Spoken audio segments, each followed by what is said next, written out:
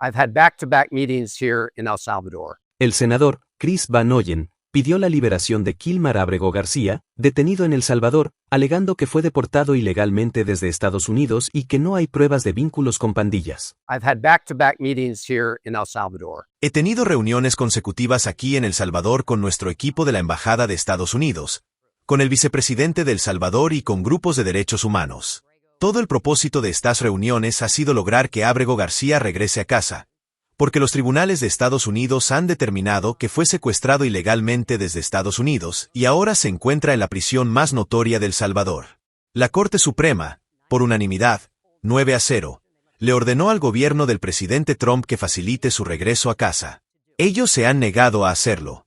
Así que hice un llamado al gobierno de El Salvador para que lo haga, a menos que puedan proporcionar evidencia de que él ha estado involucrado con la MS-13. Me dijeron que no tiene ninguna evidencia. Así que esto no se trata de la MS-13. Sé que el presidente Trump quiere convertir esto en un asunto de violencia de pandillas. Yo he estado luchando contra la MS-13 probablemente desde antes de que Donald Trump siquiera supiera de su existencia. Me importan todas las víctimas del crimen. Por eso tenemos un sistema judicial, para responsabilizar a quienes cometen delitos y asegurarnos de que reciban el castigo que merecen. También tenemos un sistema judicial para asegurarnos de que las personas que no han cometido delitos, o no han sido condenadas por ellos, no desaparezcan de Estados Unidos y sean enviadas a una prisión notoria en El Salvador, como le ocurrió a Ábrego García. Esto se trata, simplemente, de permitirle tener su día en la corte. Usamos los tribunales para asegurarnos de no condenar a personas inocentes, y de que sí condenemos a quienes son culpables. La fiscal general Pamela Bondi respondió que Ábrego pertenece a la pandilla de la MS-13, con historial de violencia doméstica, y que su deportación fue respaldada por jueces migratorios. Este terrorista inmigrante ilegal entró a nuestro país ilegalmente en marzo de 2012. Lo sabemos porque lo admitió. Lo admitió cuando fue detenido en 2019 por la unidad antipandillas. Lo detuvieron en un Home Depot junto a otros 3 miembros. Y esto es muy importante. Llevaba un suéter con insignias de pandilla. La persona que estaba con él, otro conocido miembro de la MS-13, tenía un tatuaje con insignias similares. Y se lo declaró miembro de la MS-13. Los oficiales de policía, la unidad antipandillas, también lo declararon miembro de la MS-13.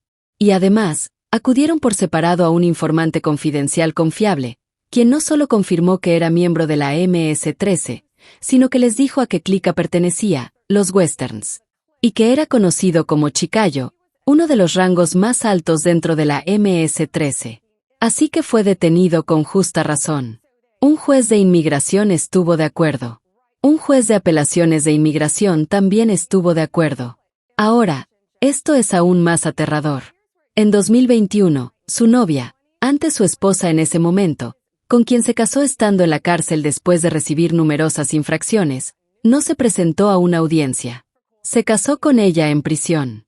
Ella tuvo un bebé con él.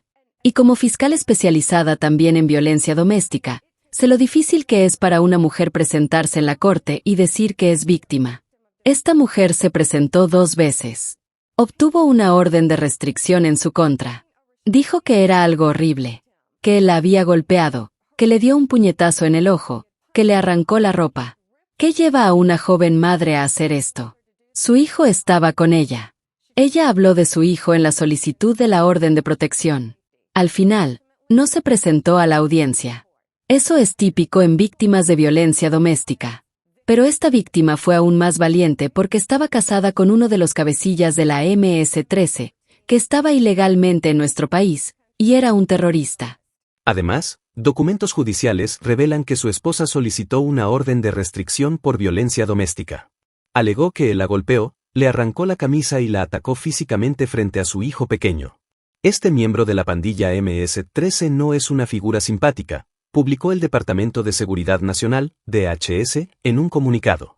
Mientras el senador Van Hollen insiste en que Ábrego García fue víctima de una deportación irregular, las autoridades estadounidenses reiteran que su salida del país fue legal, necesaria y en cumplimiento de medidas para proteger la seguridad nacional.